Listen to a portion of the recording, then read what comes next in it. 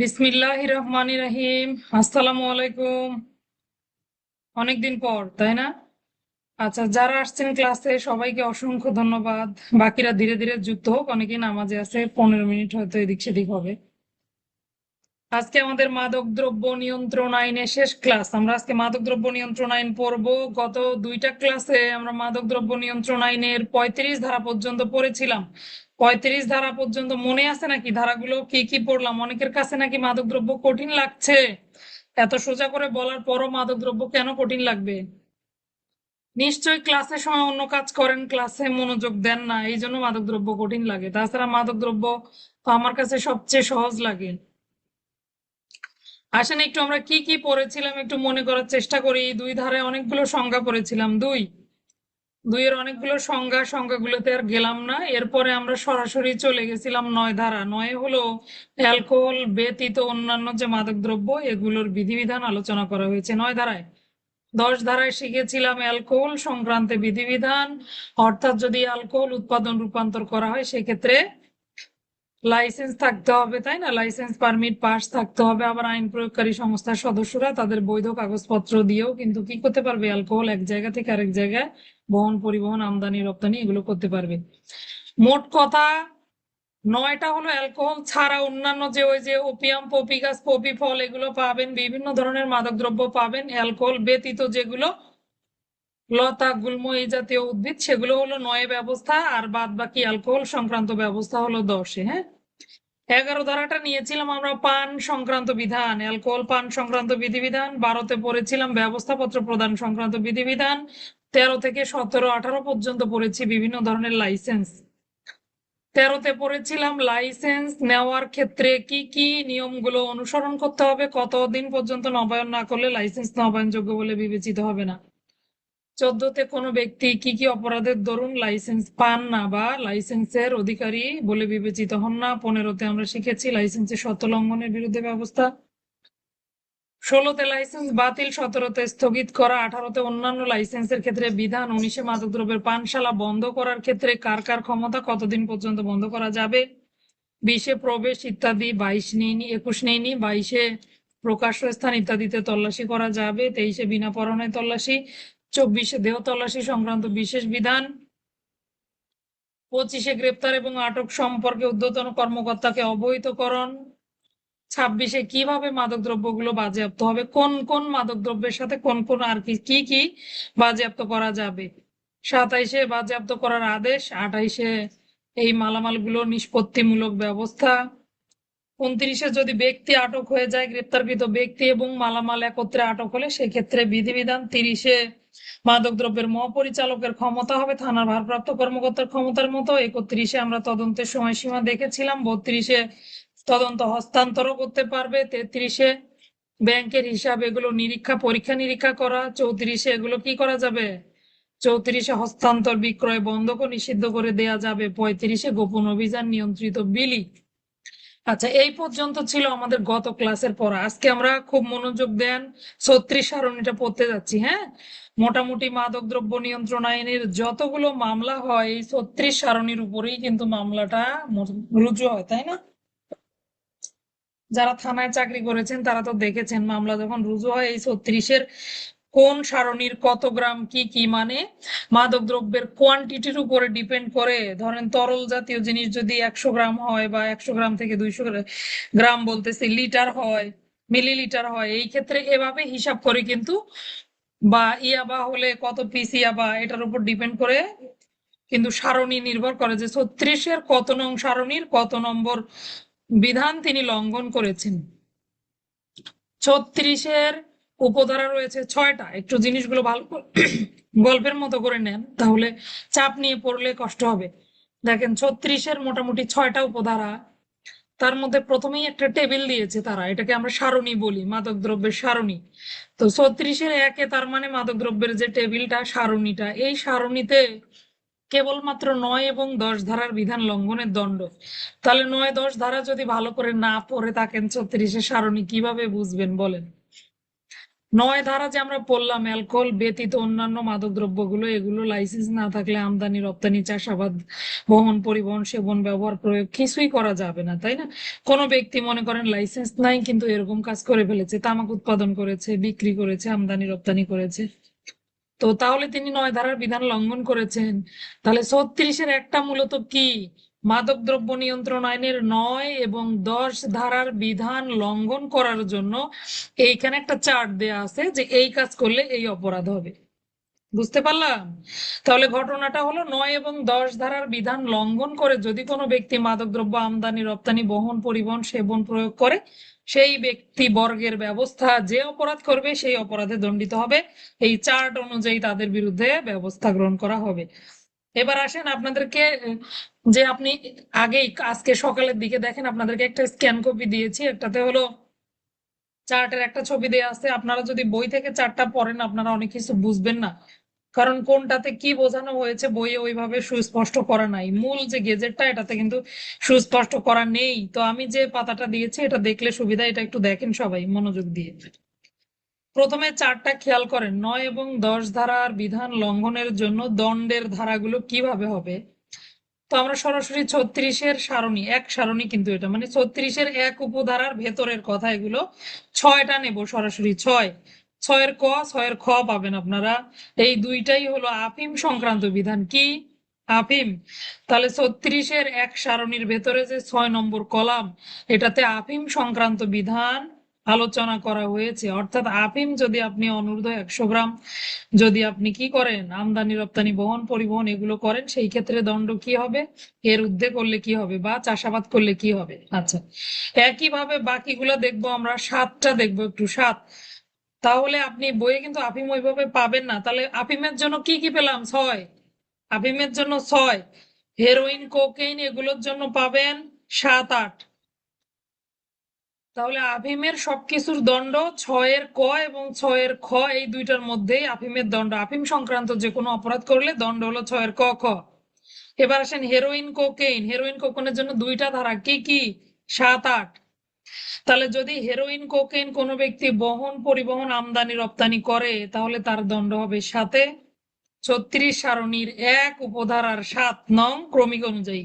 বুঝতে পারলাম? তাহলে 36-এর 1-এর 7-এ।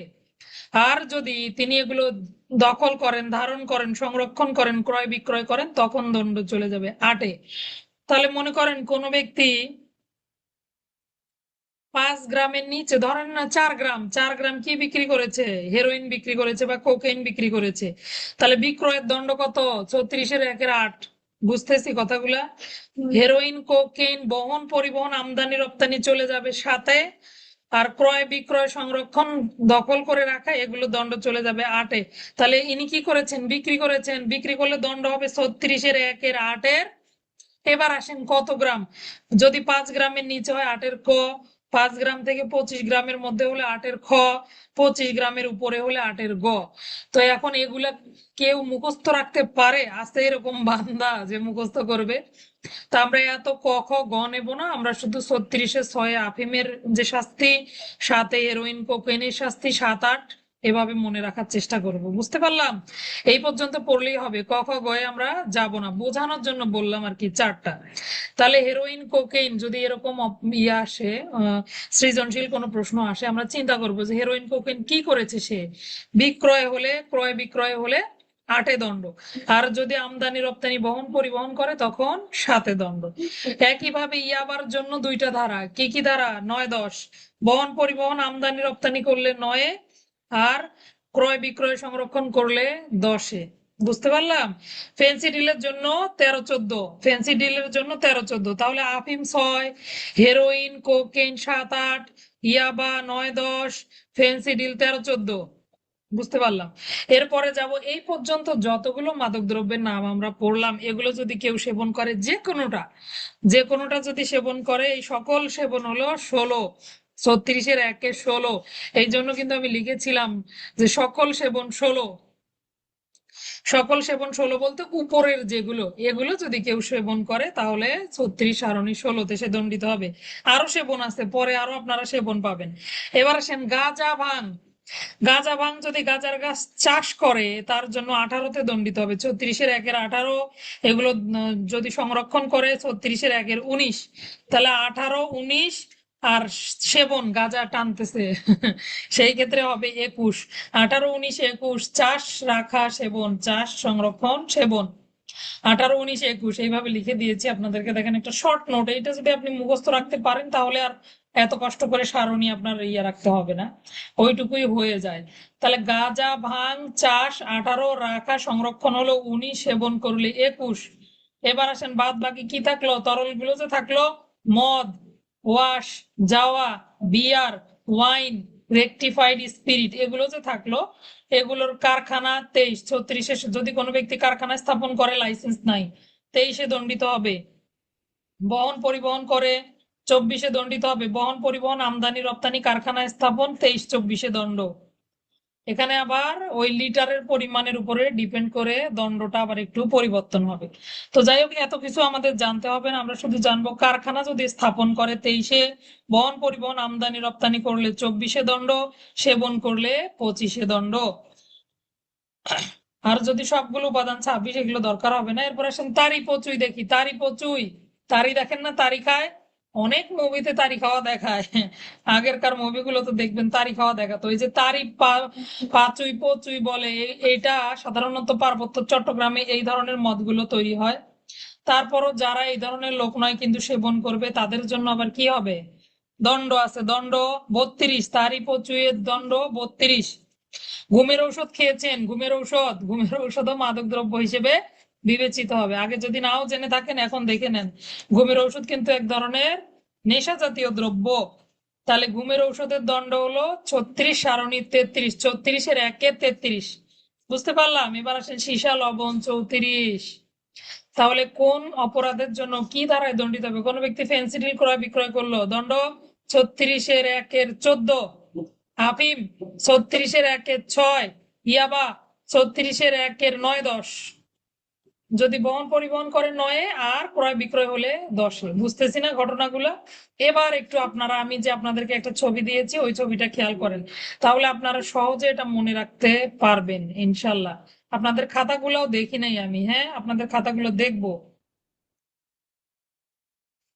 মহাব্যস্ততায় সময় কেটেছে। আচ্ছা, 6-এ আফিম খেয়াল করেন, আপনাদেরকে যে শর্ট নোটটা দিয়েছি এটা পড়লে দ্রুত হয়ে যাবে।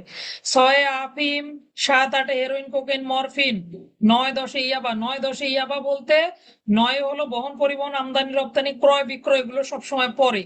10-এ হচ্ছে ক্রয় বিক্রয়। 13, 14 ফেন্সিডিল, সকল সেবন 16, মানে উপরের এগুলো সব 16। চাষ গাঁজা ভাং চাষ, রাখা, সেবন 18, 19, 21।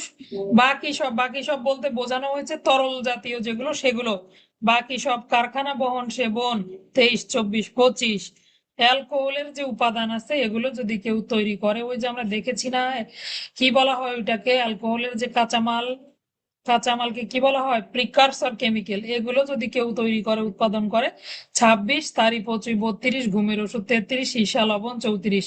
যেভাবে বললাম এভাবে পড়লে আশা করি 36 সারণী আপনার আর কোনো ঝামেলাই মনে হবে না। এর চেয়ে ইজি ওয়ে নাই, হ্যাঁ। আচ্ছা, এইভাবে আপনি কি ঠোঁটস্থ রাখতে পারবেন কোনটাতে কত? আপনি যতই পড়েন 7 দিন পরে আপনি এমনি ভুলে যাবেন, কিন্তু আপনি যদি এভাবে টেকনিক দিয়ে মনে রাখতে চান তাহলে মনে রাখা সম্ভব। এইবার আমরা 36-এর 2-এ যাব।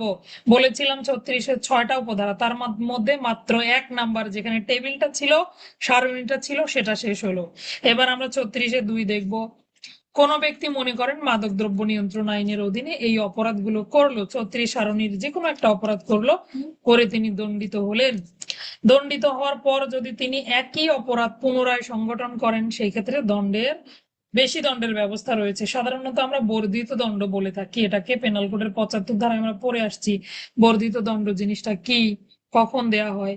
তো মাদক দ্রব্যের ক্ষেত্রেও একইভাবে বর্ধিত দণ্ডের ব্যবস্থা রয়েছে। 36-এর সারণীর 36-এর 1-এ আমরা সারণী পড়লাম, 2-এ দেখবো কোন ব্যক্তি এই একই অপরাধ করে দণ্ডিত হওয়ার পর যদি পুনরায় অপরাধ সংগঠন করে তাহলে তিনি কি হবেন, পূর্বের দণ্ডের চেয়ে, অথবা যে অপরাধ করেছেন সেই অপরাধের দ্বিগুণ দণ্ডে দণ্ডিত হবেন। যদি মৃত্যুদণ্ড যাবজ্জীবন কারাদণ্ড দেয়া না হয় তাহলে তিনি সর্বোচ্চ দণ্ডের দ্বিগুণ দণ্ডে দণ্ডিত হবেন। ধরেন সর্বোচ্চ দণ্ড ছিল 2 বছর, এখন তিনি 4 বছর দণ্ডে দণ্ডিত হবেন, এভাবে হিসাবটা। হ্যাঁ, তাহলে 36-2 হলো দ্বিতীয়বার অপরাধের দণ্ড, একইভাবে 36-3 হলো তৃতীয়বার অপরাধের দণ্ড। অর্থাৎ দ্বিতীয়বার অপরাধ করার পর আবার অপরাধ করেছে, সংশ্লিষ্ট ব্যক্তিকে 20 বছর পর্যন্ত দণ্ডে দণ্ডিত করা যাবে, অনন্য 20 বছর। তাহলে দ্বিতীয়বারের জন্য দ্বিগুণ দণ্ড, তৃতীয়বারের জন্য কিন্তু 20 বছর পর্যন্ত দণ্ড। হ্যাঁ, মৃত্যুদণ্ড যাবজ্জীবন দিলে তো দিয়েই দিল, এগুলো ব্যতিক্রম, এগুলো বাদে অন্য যদি দণ্ড হয় সেই দণ্ডগুলো হবে অবশ্যই দ্বিতীয়বার দণ্ডিত হলে দ্বিগুণ দণ্ড, সর্বোচ্চ দণ্ডের দ্বিগুণ। তৃতীয়বার অপরাধ করলে আবার ওই অপরাধ করছে, দ্বিতীয়বার দণ্ডিত হওয়ার পর তখন অনন্য 20 বছর পর্যন্ত দণ্ডে দণ্ডিত করা যাবে। 36-4 মাদকাসক্ত ব্যক্তির বিরুদ্ধে ব্যবস্থা। কোন ব্যক্তিকে পরীক্ষা নিরীক্ষা করলেন কত ধারা মোতাবেক? তদন্তকারী এবং তল্লাশি পরিচালনাকারী অফিসার 24 ধারা মোতাবেক কি করতে পারেন? দেহ তল্লাশির জন্য বিভিন্ন পরীক্ষা করাতে পারেন, এটা আমরা জেনেছি। তো পরীক্ষা নিরীক্ষা করার পর দেখা গেল তিনি মাদকাসক্ত, অর্থাৎ তিনি ড্রাগ এডিক্টেড, আগে থেকেই তিনি কি করেন?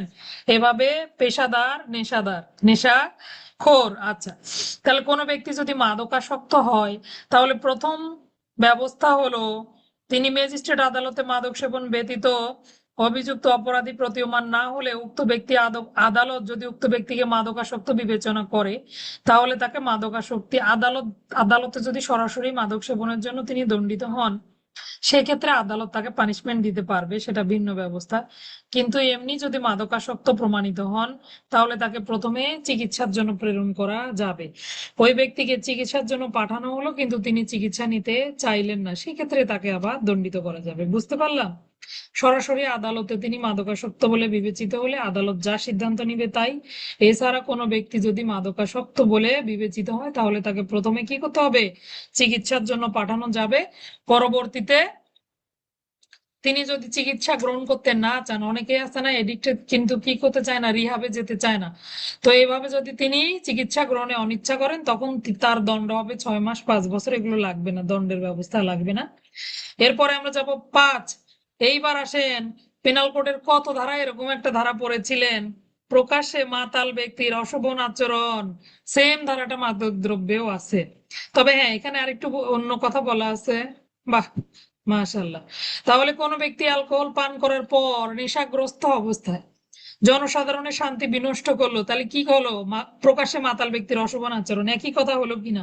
পাশাপাশি নেশাগ্রস্ত অবস্থায় যদি গাড়ি চালনা করে, তাহলে দেখেন, ড্রিঙ্ক অ্যান্ড ড্রাইভ, তাহলে এদিকে পানও করেছে আবার গাড়িও চালাচ্ছে, তাহলে নেশাগ্রস্ত অবস্থায় গাড়ি চালানোর দরুন 1 বছর পর্যন্ত দণ্ডে দণ্ডিত হবেন। তাহলে মোটামুটি আমরা কয়টা নিলাম? 5টা নিয়ে ফেললাম। 36-1 টেবিল, 36-2 দ্বিতীয়বার অপরাধ, 36-3 তৃতীয়বার অপরাধ, 36-4 মাদকাসক্ত ব্যক্তির বিরুদ্ধে ব্যবস্থা, 36-5 প্রকাশ্যে মাতাল ব্যক্তির অশোভন আচরণ, পাশাপাশি মাদকাসক্ত মদ্যপান অবস্থায় গাড়ি চালনা, এটার শাস্তি। আচ্ছা, 36-6টা দেখবো আমরা। কোন সরকারি গাড়ির চালক, কত ধারায় পড়ে এসেছেন? সরকারি গাড়ির চালক যদি মাদকাসক্ত হয়, মানে মাদকদ্রব্য নিয়ন্ত্রণ আইনের অপরাধ করার দরুন হাতে নাতে ধৃত হয়, তাহলে ওই গাড়িটাও বাজেয়াপ্ত করা যাবে। পাশাপাশি এজাহারে উল্লেখপূর্বক গাড়ি ফেরত দিতে হবে। আমরা কত ধারায় পড়ে আসলাম? লেখেন দেখিনি একটু। আচ্ছা, তাহলে কোন সরকারি গাড়ির চালক তিনি যদি তার যে গাড়িটা যে অফিসার ব্যবহার করে তার অনুপস্থিতিতে তিনি ওই গাড়িতে মাদক দ্রব্য, ধন্যবাদ ধন্যবাদ, 26, তাহলে ওই গাড়িতে যদি তিনি মাদক দ্রব্য পরিবহন করেন এবং তিনি হাতে নাতে ধৃত হন, মাশাল্লাহ আপু ধন্যবাদ, হাতে নাতে ধৃত হলে তার বিরুদ্ধে আইনানুগ ব্যবস্থা গ্রহণ করা যাবে। তাহলে দেখেন, মূলত 36-6 ব্যবস্থা, হ্যাঁ, কার বিরুদ্ধে? যিনি অপরাধী তার বিরুদ্ধে ব্যবস্থা। আর আপনি 26-এ ক্ষমতাটা হলো আপনাকে বাজেয়াপ্ত করার ক্ষমতা দিয়েছেন, 26-এ বাজেয়াপ্ত করা যাবে। বুঝতে পারলাম? পরে দেখছি একটু, হ্যাঁ পরে দেখছি বাবা। আচ্ছা, এই ছিল 36-এর 1 2 3 4 5 6। আচ্ছা, তাহলে আরেকবার একটু পড়ি দেখি। মাদক দ্রব্যের প্রথমে 36 সারণী পড়লাম, এরপরে পড়লাম 36-এ হলো টেবিল এবং বিভিন্ন অপরাধ, আফিম, কোকেন, হেরোইন, মরফিন, এগুলো যদি কোনো ব্যক্তি আমদানি রপ্তানি ক্রয় বিক্রয় করে, অর্থাৎ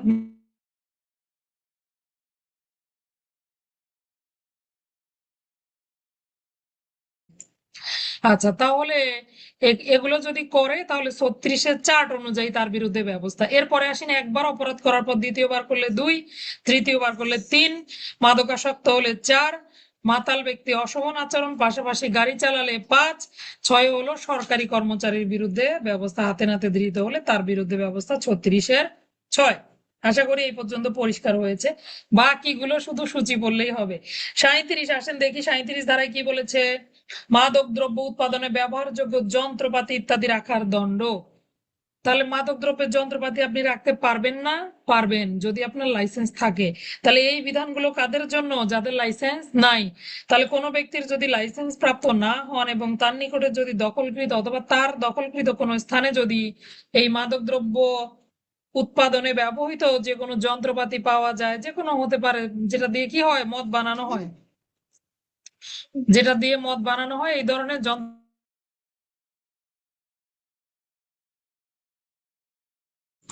এগুলো যদি পাওয়া যায় তাহলে সংশ্লিষ্ট ব্যক্তি 37 ধারা মোতাবেক দণ্ডিত হবেন।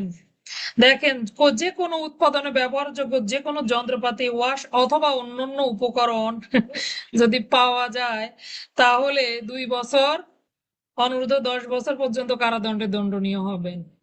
দণ্ড পড়ার দরকার নেই, শুধু জানলেই হবে। ব্যবহারযোগ্য যন্ত্রপাতি 37, 38টা দেখবো। বাড়িঘর ব্যবহার করতে দিচ্ছেন, গৃহ, যানবাহন ইত্যাদি ব্যবহার। আপনি মাদক দ্রব্য অপরাধ করছেন না বা মাদকের অপরাধের সাথে জড়িতও না, কিন্তু আপনার গাড়িটা দিয়েছেন আপনি মাদক দ্রব্য বহনের জন্য, এরকম কিন্তু হয়। বন্ধু গাড়ি নিয়ে গেল, গাড়িতে করে মাদক দ্রব্য বহনের সময় হাতে নাতে ধৃত হলো। আপনি যদি প্রমাণ করতে না পারেন, আপনাকে 38 ধারা মোতাবেক দণ্ডিত করা হবে। তাহলে দেখি একটু পড়ি। কোন ব্যক্তি যদি সজ্ঞানে কোনো মাদকদ্রব্য অপরাধ সংগঠনের জন্য তার মালিকানাধীন দখলি কোনো বাড়িঘর, জায়গা জমি, ব্যবসা প্রতিষ্ঠান, যানবাহন, যন্ত্রপাতি, সাজ সরঞ্জাম কিংবা কোনো অর্থ সম্পদ ব্যবহার করার অনুমতি দেয় তাহলে তিনি 5 বছর পর্যন্ত দণ্ডিত হবেন। তাহলে বুঝতে পারলেন, মাদকাসক্ত ব্যক্তি থেকে দূরে থাকতে হবে বা এই ধরনের কাজের থেকে দূরে থাকতে হবে। 38-এ তাহলে কি শিখলাম? গৃহ বা যানবাহন বা যে কোনো কিছু দিয়ে সাহায্য সহযোগিতা করা। 39 ধারাটা কোন ধারার ভেতরে পড়ে আসছিলেন? যদিও ওইখানে দরকার ছিল না। 39 ধারাটা মাদক দ্রব্যের কত ধারার ভেতরে পড়লাম আমরা প্রথমে? মনে করেন দেখি। আসেন দেখি একটু, বেআইনি বা 18 ধারায় পড়েছিলেন? 39 না, 18 ধারায় পড়ছেন। ও 20-এ তো আপনি প্রবেশ করতে পারবেন, ক্ষমতা দিয়েছে।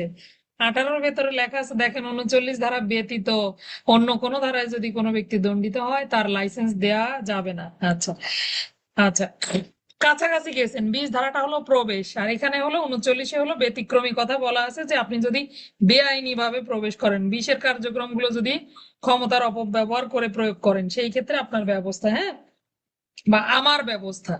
39 বেআইনি বা হয়রানিমূলক, আমি শুধু আমার শুধু আপনি আসে, বুঝতে পারছেন? এই জন্য মানে আপনাদেরকে অপরাধী বানাই সব সময়। বেআইনি বা হয়রানিমূলক তল্লাশি ইত্যাদির দণ্ড। কোনো পুলিশ অফিসার হতে পারে, যে কোনো ক্ষমতা সম্পন্ন কোনো ব্যক্তি হতে পারে, তিনি যদি যে কোনো জায়গায় তল্লাশির নামে প্রবেশ করেন, তাহলে তল্লাশি মূল উদ্দেশ্য নয়, তল্লাশির নামে সেখানে প্রবেশ করাই হলো মূল উদ্দেশ্য। সেখানে যদি প্রবেশ করেন, তল্লাশি চালান, তল্লাশি করার নামে যদি কোনো ব্যক্তির সম্পদ আটক করেন অথবা হয়রানিমূলক ভাবে কাউকে গ্রেপ্তার করেন, তাহলে অর্থাৎ 20-এর ক্ষমতাগুলোই সব যদি আপনি কি করেন, বেআইনি ভাবে প্রবেশ করেন। 23-এর ভেতরের কথাগুলো যদি উল্টে দেন তাও কিন্তু হবে, তাই না? তাহলে কোনো ব্যক্তি, ক্ষমতা সম্পন্ন কোনো ব্যক্তি এই আইনের অধীনে অপরাধের কোনো তদন্ত তল্লাশি কার্যক্রম ব্যতি রেখে কি করলো, বেআইনি ভাবে কোনো জায়গায় প্রবেশ করলে, নিশাপু হাত তুলছেন কেন? বেআইনি ভাবে প্রবেশ করলে, তল্লাশি চালালে, কোনো সম্পদ আটক করলে, হয়রানিমূলক তল্লাশি বা কাউকে হয়রানিমূলক ভাবে গ্রেপ্তার করলে সংশ্লিষ্ট ব্যক্তি 39-এর গয়ে, দেখেন গয়ে দণ্ড, কিন্তু এই ভেতরেই আবার দণ্ড। তাহলে তিনি 1 বছর পর্যন্ত এই দণ্ডটা আমরা পড়বো, কারণ এটা পুলিশ অফিসারের দণ্ডের সাথে রিলেটেড। আপনি যদি বেআইনি বা হয়রানিমূলক তল্লাশি করেন, আমি যদি পুলিশ অফিসার হিসেবে আমার ক্ষমতা প্রয়োগের ক্ষেত্রে বেআইনি বা হয়রানিমূলক তল্লাশি কার্যক্রম সম্পন্ন করি, সেক্ষেত্রে আমি 39-এর গ মোতাবেক দণ্ডিত হব। সরাসরি 39 ধারা দিলেই এনাফ, 39 ধারা মোতাবেক দণ্ডিত হবেন। তাহলে আসেন 37-এ কি শিখলাম? মাদকদ্রব্য উৎপাদনে ব্যবহারযোগ্য যন্ত্রপাতি ইত্যাদি যদি লাইসেন্স নাই কিন্তু আপনার কাছে আছে যন্ত্রপাতি, তখন আপনার দণ্ড আমার দণ্ড। আর 38-এ হলো বাড়িঘর ব্যবহার করতে দিছেন, তখন দণ্ড। 39-এ বেআইনি হয়রানিমূলক তল্লাশি।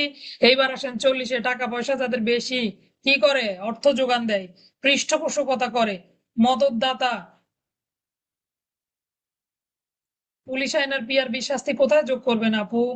যদি পুলিশ অফিসারের দণ্ড হয়, উল্লেখ করে দেয় যদি অপরাধের ক্ষেত্রে, সেই ক্ষেত্রে ক নামক একজন পুলিশ অফিসার, তিনি বেআইনি এবং হয়রানিমূলক তল্লাশি কার্যক্রম পরিচালনা করলেন।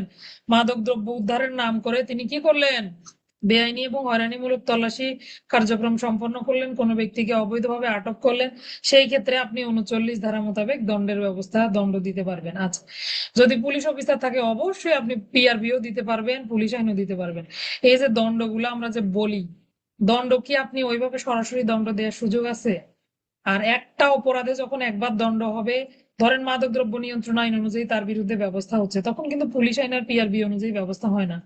একই অপরাধীকে একই অপরাধের দরুন দ্বিতীয়বার বিচার করা যায় না, তাই না? এটাও তো আইনের বিধান। তো সবগুলো লেখা যাবে যে এই আইন অনুযায়ী তার বিরুদ্ধে ব্যবস্থা গ্রহণ করা যাবে। এখন সেটা ডিপেন্ড করবে সংশ্লিষ্ট ব্যক্তির অপরাধের উপর। আপনারা সরাসরি লিখবেন না যে এই কারণে কি হবে, এত ধারায় দণ্ডিত হবে। আপনারা লিখবেন এই আইন অনুযায়ী তার বিরুদ্ধে ব্যবস্থা গ্রহণ করা যাবে। এই জন্য বলি যে উপস্থাপনে সমস্যা হয় আপনাদের। সরাসরি লিখে দিলেন পুলিশ আইনের এত ধারায় দণ্ডিত হবেন কেন? আগে দেখেন কোন আইন অনুযায়ী তার ব্যবস্থা হয়। আমরা লিখবো এগুলো দিয়ে তার বিরুদ্ধে ব্যবস্থা গ্রহণ করা যাবে। আচ্ছা, যেখানে ছিলাম তাহলে 40-এ ছিল যোগানদাতা, পৃষ্ঠপোষকতা, মদতদাতা। ঠিক আছে, তুমি ব্যবসা করো, আমি আসি এলাকার বড় ভাই, আমি সাপোর্ট দেব। এরকম হলে সংশ্লিষ্ট ব্যক্তিরা 40 ধারা মোতাবেক দণ্ডিত হবেন। দেখেন কাজগুলো কি কি: অর্থ বিনিয়োগ, অর্থ সরবরাহ, অন্য যে কোনো সহযোগিতা, পৃষ্ঠপোষকতা, এগুলো যদি করে তাহলে তিনি একইভাবে দণ্ডিত। যে অপরাধে সহায়তা, সেই সমান দণ্ডে দণ্ডিত হবেন। 41 ধারাটা দেখবো, প্ররোচনার দণ্ড। প্ররোচনা মানে আমরা জানি কুমন্ত্রণা দেয়া। কোনো ব্যক্তিকে আপনি জানলেন যে মাদকদ্রব্য অপরাধ করছে, তারপর আপনি কি করলেন না, তাকে নিষেধ করলেন না, আরো বরং প্ররোচনা দিলেন। দণ্ড 41-42-এ দেখবো বিধি লঙ্ঘনের শাস্তি। এই ধারাগুলো নতুন করে বোঝার কিছু নাই। আপনারা অস্ত্র আইনের বিধি লঙ্ঘনের শাস্তি পড়েছেন কত ধারায়, লেখেন দেখিয়ে নিয়ে একটু। অস্ত্র আইনের কত ধারা মোতাবেক বিধি লঙ্ঘনের দণ্ড আলোচিত হয়েছে? একইভাবে মাদকদ্রব্যের 42 ধারাতেও শাস্তির বিধান নাই। দণ্ডবিধির কত ধারায় গণউপদ্রবের লঙ্ঘনের দণ্ড পড়েছেন? গণউপদ্রবের নিয়ম লঙ্ঘনের দণ্ড। এই ধারাগুলো হলো বিধি লঙ্ঘনের দণ্ড কেন দিয়ে রাখছে। হ্যাঁ, ধন্যবাদ, খুব সুন্দর বুঝতে পারতেছেন পড়া। 290, তাই না? তাহলে যখন অন্য কোনো ধারায় ব্যবস্থা নেওয়া যাচ্ছে না, হোসনিয়ার আপু আপনাকে ধন্যবাদ। তাহলে অস্ত্র আইনের 23 ধারায় আমরা দেখেছি বিধি লঙ্ঘনের দণ্ড। একইভাবে মনে করেন এমন কোন মাদকদ্রব্য সংক্রান্ত অপরাধ সংগঠন হলো যে অপরাধে কোনো ধারায় দণ্ড দেয়া যাচ্ছে না, তখন 42 ধারা মোতাবেক ওই ব্যক্তিকে দণ্ডিত করা যাবে। এটাই হলো বিধি লঙ্ঘনের দণ্ড। শাস্তির ব্যবস্থা করা হয় নাই, এই ধরনের মাদকদ্রব্য অপরাধের দণ্ড হতে পারে না। যুগ যত কি হচ্ছে, পরিবর্তন হচ্ছে, তত অপরাধের গতি প্রকৃতি পরিবর্তন হচ্ছে। তো সেই ক্ষেত্রে যেমন অপরাধ তেমন দণ্ড। কোনোভাবেই কোনো ধারায় ফেলতে পারতেছেন না, তখন 42-এ দণ্ড। বুঝতে পারলাম? 42-এ 2টা একটু দেখতে হবে। 42-এ 2-এর পাশে ট্রিপল স্টার দেন। আমরা জানি পুলিশ অফিসারের কাজে যদি আপনি সাহায্য না করেন, পেনাল কোডের 187 ধারা মোতাবেক দণ্ডিত হবেন। মাদক দ্রব্যেও আপনার দণ্ডের ব্যবস্থা রয়েছে। কোনো ব্যক্তি যদি আইন প্রয়োগকারী সংস্থার সদস্যকে দায়িত্ব পালনকালে কোনো ধরনের অসহযোগিতা করে, সাহায্য সহযোগিতা না করে, অথবা প্রতিবন্ধকতা বাধা সৃষ্টি করে, সেই ক্ষেত্রে সংশ্লিষ্ট ব্যক্তি 42-এ 2 ধারা মোতাবেক দণ্ডিত হবেন। কিন্তু দণ্ডের ব্যবস্থাটা কি? যে অপরাধ নিবারণে অসহযোগিতা করলো, ওই ব্যক্তি ধরেই নেওয়া হবে তিনি ওই অপরাধ করছেন, এভাবে দণ্ডে দণ্ডিত হবেন। তাহলে কোনো প্রতিবন্ধকতা সৃষ্টি করলে তা মাদকদ্রব্য অপরাধ সংগঠনের সহযোগিতা বলে গণ্য হবে এবং সেই জন্য তিনি এই পরিমাণ দণ্ডে দণ্ডিত হবেন। 43-এ কোম্পানি কর্তৃক সংগঠিত অপরাধ লাগে না। কোম্পানি বলতে পুরো যারা যারা জড়িত সকল ব্যক্তিকে দণ্ডের আওতাভুক্ত করা যাবে, এই জন্য এই ধারাটা দেয় আর কি, কোম্পানি কর্তৃক সংগঠিত অপরাধ। 44 বিচারের পদ্ধতি বাদ দেন, 46 অপরাধগুলো আমলযোগ্য হবে, এটা আমরা জানি। সকল অপরাধ, মাদক দ্রব্যের সকল অপরাধ কগনিজেবল। জামিন সংক্রান্ত বিধান, নারী শিশুতে কত ধারায় জামিন পড়েছি একটু মনে আছে নাকি দেখি? নারী শিশু জামিন, এই যে নারী শিশু জামিন যাদের মনে আছে তাদের মাদক দ্রব্যের 47 ধারা পড়ার দরকার নাই, তারা এমনি শুধু ধারাটা জানলেই হবে যে মাদক দ্রব্য, একই কথা 47 ধারায় বলা আছে। হাই রে, কে লিখলো 20 ধারা জামিন? হ্যাঁ, রিপন মাহমুদ ভাইয়া, আপনার কাছে আমি এটা আশা করিনি। আল্লাহ রে, 19-এ জামিন, 19-এ প্রথমে বলা আছে সবগুলো অপরাধ আমলযোগ্য, 11 গো আপোষযোগ্য হবে। তারপরে তো জামিনের বিধান, তাই না? 19-এ 2, 3, 4। আচ্ছা, 47-এ সেম কথাগুলো বলা আছে। শোনেন, উল্টো পাল্টা পড়বেন না। আপনারা পড়ার সময় কিভাবে পড়েন আমি একটু বলি, দেখেন। এই আইনের অন্যান্য বিধান সাপেক্ষে অভিযুক্ত ব্যক্তিকে জামিনে মুক্তি প্রদান করা হবে না যদি মুক্তি প্রদানের উপরে শুনানি সুযোগ প্রদান করা না হয়। তাহলে আবার জামিন দেওয়া যাবে না, এগুলো হলো জামিন না দেওয়ার বিধান, তাই না? এরকম করে পড়বেন না। দুইটা নেগেটিভ একখানে হলে পজিটিভ হয়ে যায়। দেখেন, প্রথমে বলেছে জামিনে মুক্তি দেওয়া যাবে না যদি না শুনানি সুযোগ দেওয়া হয়। তাহলে আপনি, রিপন মাহমুদ নামক ব্যক্তি অপরাধী হয়েছেন, জামিনের আবেদন করেছেন, আপনাকে জামিন দেওয়া হবে না যদি আমি, ধরেন বাদী রেবেকা সুলতানা বাদীকে শুনানির সময় উপস্থিত থাকার সুযোগটা দেয়া না হয়। তার মানে শুনানি অন্তে জামিনের আবেদন মঞ্জুর করা যাবে, এটা হলো মূল বক্তব্য। অনেকেই কিন্তু ভুল পড়ে, এই জামিনের ধারাগুলো বুঝতে পারে না। তাহলে জামিন সংক্রান্ত বিধানটা কি? অভিযোগকারী পক্ষ বা বাদী পক্ষকে শুনানি সুযোগ দিতে হবে, তারা শুনানিতে উপস্থিত থাকবে, এরপরে আদালত জামিন যদি মনে করে জামিন দেওয়া যাবে জামিন দিতে পারবে। আচ্ছা, এরপরে দ্বিতীয় অংশ বলেছে, খ, যদি দোষী সাব্যস্ত হওয়ার যুক্তিসঙ্গত কারণ রয়েছে মর্মে আদালত সন্তুষ্ট না হন। তাহলে আদালত বুঝতেই পারলো যে ওই লোকের দোষী সাব্যস্ত হওয়ার যুক্তিসঙ্গত কারণ নাই, সন্তুষ্ট নন আদালত, তাহলেও তাকে জামিন দেওয়া যাবে। এরপরে আসেন, যদি নারী শিশু বিকলাঙ্গ হয়, এটা তো একটা এক্সেপশন, সেক্ষেত্রেও কি করা যাবে? তাদেরকে জামিন প্রদান করা যাবে। এবার আসেন দ্বিতীয় যে অংশটা, এটাতে বলেছে পুলিশ রিপোর্ট দাখিলের পর, অর্থাৎ তদন্ত সমাপ্তির পর, তদন্ত প্রতিবেদন পাওয়ার পর যদি আদালত দেখে যে না, আসলে এই ব্যক্তি কি নয়, অপরাধের সাথে জড়িত নয়, তখনও তাকে কারণ লিপিবদ্ধ করে জামিন দেওয়া যাবে। তার মানে একদম পুরো নারী শিশুর 19-এর যে বাকি অংশ 2, 3, 4 এগুলোর মতোই করে লেখা, একইভাবে পড়লেই হয়ে যাবে। আচ্ছা, 48 যাব বিচারের বিশেষ পদ্ধতি। এবার আসেন, কোর্টেরও কিছু রেস্ট্রিকশন আছে। বিচার করবে কি? একটানা বিচার করবে। নারী শিশুর বিচারও একটানা চলবে, তাই না? একইভাবে মাদকদ্রব্য নিয়ন্ত্রণ আইনের অধীনেও বিচারগুলো একটানা চলবে। আমি দুঃখিত, বিচার একটানা চলবে 49-এ বলা আছে। 48-এ হলো বিচার কার্যে সংক্ষিপ্ত পদ্ধতি অনুসরণ করতে হবে। একটু এখানে খেয়াল করেন একটা গুরুত্বপূর্ণ বিষয়। আমরা যে 260 ধারায় সংক্ষিপ্ত বিচারের রায়টা পড়ি, হ্যাঁ, সংক্ষিপ্ত বিচার 260, 262, এখানে আমরা দেখি সিআরপিসির কথা বলছি, খেয়াল করেন কথাগুলো। তো ওইখানে আমরা কিন্তু দেখি কি, কতদিন পর্যন্ত, 2 বছরের নিচে যদি কোনো ব্যক্তি অপরাধ করে, এই বিচারগুলো দ্রুত বিচার করে নিষ্পত্তি করা হয়। মাদক দ্রব্যের ক্ষেত্রে কিন্তু ভিন্নতা রয়েছে। 5 বছরের নিচে যে কারাদণ্ডযোগ্য অপরাধ, মৃত্যুদণ্ড, যাবজ্জীবন কারাদণ্ড হলে তো হবেই না। 5 বছরের নিচে কারাদণ্ডযোগ্য কোনো ব্যক্তি যদি কোনো অপরাধ করে, তাহলে ওই বিচারটা সংক্ষিপ্ত পদ্ধতিতে বিচার করার কথা বলা আছে 48। এটা হলো বিচারের বিশেষ পদ্ধতি, বাদ বাকিগুলো নর্মালি বিচার হবে। হ্যাঁ, নর্মালি বলতে বিচারের মেয়াদ আছে 51 ধারায় 90, 15, 30, এভাবেই 90, 30, 15 এভাবেই বিচার কার্যক্রম নিষ্পত্তি হবে। কিন্তু যদি ওই অপরাধটা 5 বছরের নিচে কারাদণ্ডযোগ্য হয়, সেক্ষেত্রে আবার 48-এর বিধান অনুযায়ী দ্রুত বিচার করতে হবে। অর্থাৎ ফৌজদারি কার্যবিধির 22 অধ্যায়, আমি বলি না সংক্ষিপ্ত বিচার, সংক্ষিপ্ত পদ্ধতিতে বিচার করা যাবে। 49, বিচার কার্যের মুলতবি, একটানা বিচার কার্যক্রম চলমান থাকবে। তবে হ্যাঁ, আদালত যদি মনে করে যে না, জনস্বার্থে কি করা উচিত, একটু সময় মুলতবি রাখা প্রয়োজন, 3 কার্য দিবস, কয় কার্য দিবস, ব্যতিক্রমী একটা ধারা, 3 কার্য দিবস পর্যন্ত মুলতবি রাখতে পারবে, এরপরে বিচার কার্যক্রমে নিষ্পত্তি হবে। 50 ধারাটা আগে পড়ে এসেছিলেন, দেখেন নারী শিশুর কত ধারার সাথে পড়েছেন, যে নারী শিশু নির্যাতন দমন আইনের সাথে অন্য আইনের অপরাধগুলো যদি জুড়ে থাকে, তাহলে একত্রে বিচার করা যাবে। আমরা পড়েছিলাম না নারী শিশুর কত ধারা? গুড। নারী শিশু 27 ধারা। আচ্ছা, 27-এ 3 বললে আরো স্পেসিফিক হয়ে যায়, 27 ধারা। তাহলে একই অপরাধের সাথে, অর্থাৎ নারী শিশু হয়েছে, পেনাল কোডও হয়েছে, হয় না? আব্দুল সালাম ভাই এগুলো উদাহরণ পাঠায়, এরকম উদাহরণের ভেতরে আমরা দেখি পেনাল কোডেরও অপরাধ, নারী শিশুরও অপরাধ। তো এই ক্ষেত্রে একত্রে বিচার করা যাবে নারী শিশু নির্যাতন দমন আইনের 27 ধারায়।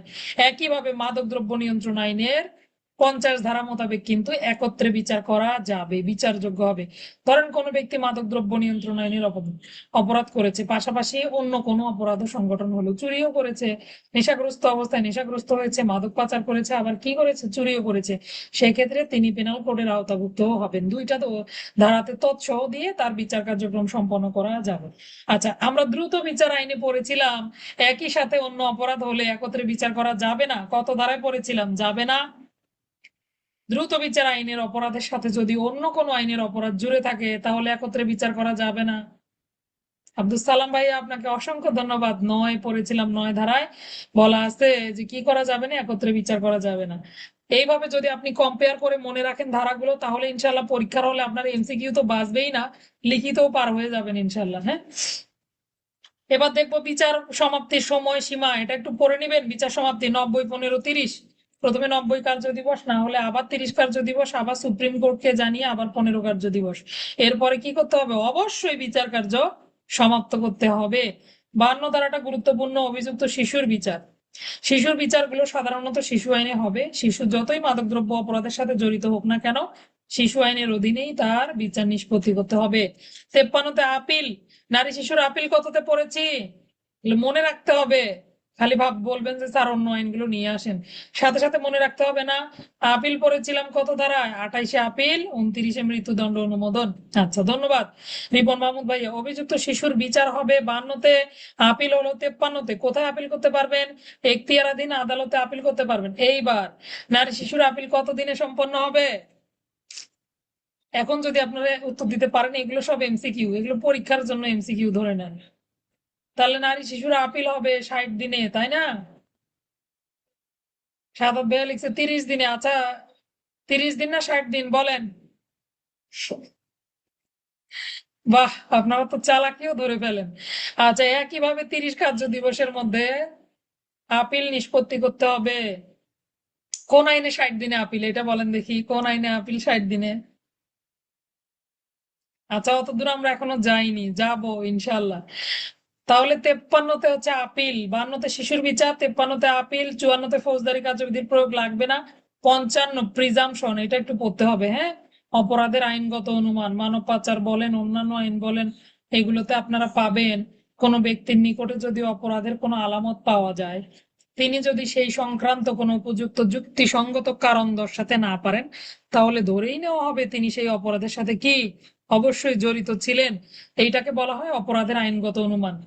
তাহলে আপনি আমাকে জিজ্ঞাসা করলেন, রাস্তার মাঝখানে দেখা পেলেন, মাঝরাত দেখা পেলেন, আমি কি করলাম? ঘর ভাঙার সরঞ্জামাদি নিয়ে ঘোরাফেরা করতেছি, আপনি আমাকে ধরে ফেললেন রাস্তায়, জিজ্ঞাসা করলেন যে আপনার কাছে এই সমস্ত মালামাল কোথা থেকে এলো। আমি কোনো উত্তর দিতে পারছি না, আমতা আমতা করতেছি, তো আপনি বুঝেই গেলেন অবশ্যই আমি কোনো না কোনো অপরাধের সাথে জড়িত। এটাই হলো অনুমান। হ্যাঁ, 55 ধারাটা অনুমান। 56 ধারা আমরা পড়ে আসছি অলরেডি। ক্যামেরায় রেকর্ডকৃত ছবি, কথাবার্তা, ডিজিটাল এভিডেন্সের সাক্ষ্যগত মূল্য। সাক্ষ্য আইন সহ কি কি আইন জানেন লেখেন দেখি একটু। ক্যামেরায় রেকর্ডকৃত ছবি, যে কোনো রেকর্ডকৃত কথাবার্তা, অথবা অন্যান্য যে ডিজিটাল আলামত গুলো রয়েছে সেগুলোর সাক্ষ্যগত মূল্য, এগুলো অবশ্যই আদালতে সাক্ষ্য হিসেবে বিবেচিত হবে। ডিজিটাল এভিডেন্সের সাক্ষ্যগত মূল্য পড়াই নাই সাক্ষ্য আইনে আপনাদেরকে। মানব পাচারের 30 লিখছে ভাইয়া। মানব পাচার নতুন আইন হয়েছে তো, ধারাগুলো একটু চেঞ্জ হয়েছে, তাই না? পর্নোগ্রাফির কত ধারা বলেন? দ্রুত বিচারের 14। গুড। হোসনে আপু লিখছে দ্রুত বিচার 14, মার্শাল্লাহ। ঠিক আছে। আচ্ছা, সাক্ষ্য আইন ডিজিটাল এভিডেন্সের সাক্ষ্যগত মূল্য, ডিজিটাল এভিডেন্স গুলো আদালতে সাক্ষ্য হিসেবে গ্রহণযোগ্য হবে না। এটা লিখতে পাচ্ছেন না কেন? 6 ধারা কিসের 6? পর্নোগ্রাফি 6, ঠিক আছে। 45 ধারা কিসের 45 ধারা? 45 হলো বিশেষজ্ঞের মতামত। কোথায় কি নিয়ে আসতেছেন? শোনেন, যদি ডিজিটাল এভিডেন্সের সাক্ষ্যগত মূল্য আসে গ্রহণযোগ্যতা, তাহলে 65-র ক খ আমরা ব্যবহার করতে পারবো। হ্যাঁ, রাইট, এতক্ষণে লিখতেছেন। হ্যাঁ, 65-র ক খ দ্বারা ব্যবহার করা যাবে, ডিজিটাল এভিডেন্স গুলো আদালতে সাক্ষ্য হিসেবে ব্যবহার করা যাবে। গ্রহণযোগ্যতা, এগুলো তো গ্রহণযোগ্যতা পায়, তাই না? নির্ধারিত 65-র ক্ষয়ের বিধান অনুযায়ী যদি প্রস্তুতকৃত হয়ে থাকে, তাহলে 65-র ক্ষয়ে সেগুলো আদালতে গ্রহণযোগ্যতা পাবে। ভ্রাম্যমাণ আদালত বাল্য বিবাহের কততে পড়েছি? মোবাইল কোর্টে বিচার করা যাবে বাল্য বিবাহ নিরোধ আইনের। একইভাবে আপনি মাদক দ্রব্য নিয়ন্ত্রণ আইনের অধীনে অপরাধ সংগঠন হলে একইভাবে কি করতে পারবেন? মোবাইল কোর্টের মাধ্যমে বিচারের কার্যক্রম সম্পন্ন করা যাবে। বাল্য বিবাহ 17, এটা লিখতে একদম ঘাম ছুটে গেছে আপনাদের। আসেন দেখি আমরা কি কি পড়লাম এই পর্যন্ত, আমাদের ক্লাস শেষ হবে। 36 সারণী পড়েছি, 36 সারণী। আচ্ছা, 36 সারণীতে কি কি জানলাম? অনেকগুলো মাদক দ্রব্য বহন, পরিবহন, আমদানি রপ্তানি সংক্রান্ত যে বিধিবিধান, এগুলো আলোচিত হয়েছে। তাহলে 36 সারণীর প্রথমে 6 থেকে আমরা শুধু নেব। 6 থেকে 6 বললো কি? আফিম। আফিম সংক্রান্ত কোনো অপরাধ সংঘটিত হলো 36-এর 1-6। হেরোইন, কোকেইন, এগুলো যদি হয় 36-এ 7-8, ইয়াবা হলো 9-10, ফেন্সিডিল 13-14, এইগুলো যদি কেউ সেবন করে 16-তে দণ্ডিত হবে। 36-এর 1-এ 16, গাঁজা, ভাং, চাষ, রাখা, সেবন 18, 19, 21, বাকি সকল বাকি সকল যা থাকলো কারখানা, বহন, সেবন 23, 24, কারখানা হলো 23, বহন, পরিবহন, আমদানি রপ্তানি 24, সেবন হলো 25। আর এগুলোর এই রেকটিফাইড স্পিরিট বলেন, মদ, জাওয়া, এগুলো বলেন, এগুলোর যে উপাদান রয়েছে, অ্যালকোহলের উপাদান, যেগুলো প্রিকারসর কেমিক্যাল, এগুলো যদি কোনো ব্যক্তি প্রস্তুতের উপাদানগুলো যদি একখান থেকে আর এখানে বহন, পরিবহন, আমদানি রপ্তানি এগুলো করে 26, 36-এর 1-এ 26, তারই পচুই 32, ঘুমের ঔষধ 33, সীসা লবণ 34। আচ্ছা, 36-এর 1 সারণী গেল। 2-এ জানলাম দ্বিতীয়বার অপরাধ করলে, 3-এ তৃতীয়বার, 4-এ মাদকাসক্ত যদি কোনো ব্যক্তি আদালত ব্যতীত প্রমাণিত হয় তিনি মাদকাসক্ত, মানে আদালতে ছাড়া অন্য কোনো উদ্দেশ্য যদি মাদকাসক্তির প্রমাণ পাওয়া যায় চিকিৎসার জন্য প্রেরণ করতে হবে। চিকিৎসা ব্যবস্থা গ্রহণে অনিচ্ছা জ্ঞাপন করলে তিনি দণ্ডিত হবেন। 36-এর 5-এ জানলাম মদ খেয়ে মাতলামি করলো, পাশাপাশি গাড়ি চালালো, ওই সমস্ত ব্যক্তির দণ্ড 36-এর 5। এরপরে দেখলাম 36-এর 6, সরকারি কর্মচারী তিনি যদি কি করেন, তার গাড়িতে করে মাদকদ্রব্য পরিবহন করেন এবং হাতে নাতে ধৃত হন, সংশ্লিষ্ট ব্যক্তি 36-এর 6 ধারা মোতাবেক দণ্ডিত হবেন। আচ্ছা, এরপরে 37-এ দেখলাম ব্যবহারযোগ্য যন্ত্রপাতি এগুলো যদি কেউ রাখে, দখল ধারণ করে, তার বাড়িতে পাওয়া যায়, তাদের দণ্ড। 38-এ কোনো কিছু ব্যবহার করতে দেওয়ার দণ্ড। 37-এ হলো দেখেন আপনি নিজেই অপরাধী। আর 38-এর ব্যাপারটা কি, কাউকে জেনে শুনে জ্ঞাতে ব্যবহার করতে দিচ্ছেন তখন দণ্ড 38। 39-এ বেআইনি হয়রানিমূলক তল্লাশির দণ্ড। 40-এ যদি কোনো ব্যক্তি অর্থ যোগান দেয়, পৃষ্ঠপোষকতা করে, মদতদাতা হয়, তাদের দণ্ড। কুমন্ত্রণা প্ররোচনা দিলে 41, বিধি লঙ্ঘনের দণ্ড হলো 42, সাহায্য সহযোগিতা না করলে 42-এর 2-এ দণ্ডিত হবে সংশ্লিষ্ট ব্যক্তি। 43, কোম্পানি কর্তৃক সংগঠিত অপরাধ। 46, মাদক দ্রব্যের অপরাধগুলো আমলযোগ্য বলে বিবেচিত হবে। 47, জামিন সংক্রান্ত বিধিবিধান। 48-এ বিচার কার্যক্রম সংক্ষিপ্ত পদ্ধতিতে অনুসরণ হবে। 5 বছরের নিচে কারাদণ্ডযোগ্য অপরাধের ক্ষেত্রে 49, 3 কার্য দিবস পর্যন্ত বিচার কার্যক্রম মুলতবি করা যাবে, অন্যথায় একটানা বিচার কার্যক্রম চলবে। 50-এ একই অপরাধের সাথে অন্য অপরাধ জড়িত থাকলে একত্রে বিচার করা যাবে। আচ্ছা, 51-তে বিচার সমাপ্তির সময়সীমা 90, 30, 15। 52-তে অভিযুক্ত ব্যক্তির শিশু হলে তার ক্ষেত্রে বিচারের পদ্ধতি হবে শিশু আইন 2013 অনুযায়ী, এখন তো 2018, তাই না? এরপরে 53-তে আপিল, এখতিয়ারাধীন আদালতে 30 দিনের মধ্যে আপিল করা যাবে। প্রশ্নটার উত্তর কেউ দিতে পারলেন না, কোন আইনে 60 দিনে আপিল হয়? তারপরে 55-তে মাদক দ্রব্য নিয়ন্ত্রণ আইনের অপরাধ সংক্রান্ত আইনগত অনুমান। অপরাধ সংগঠনে অপরাধীর নিকট থেকে যদি কোনো কিছু বস্তু, দ্রব্য, আলামত, মাদক দ্রব্য, ইয়াবা যাই পান না কেন, তিনি যদি উপযুক্ত ভিন্ন প্রমাণ করতে না পারে, তাই নাকি? আচ্ছা, আসতেছি দাঁড়া। তাহলে মাদক দ্রব্যের অপরাধের আইনগত অনুমান হলো কি, সংশ্লিষ্ট ব্যক্তি অপরাধী বলে বিবেচিত হবেন। 56-তে ক্যামেরায় রেকর্ডকৃত ছবি, কথাবার্তা এগুলো আদালতে সাক্ষ্য হিসেবে ব্যবহার করা যাবে। কি বাবা, একটা কিছু, সেইটা হচ্ছে একটু পরে শুনি, আমার ক্লাস শেষ তারিখ, প্রায়। তারিখ, আমি তো আর ভিডিও দেখতেছি, তো ভিডিও দেখতেছি।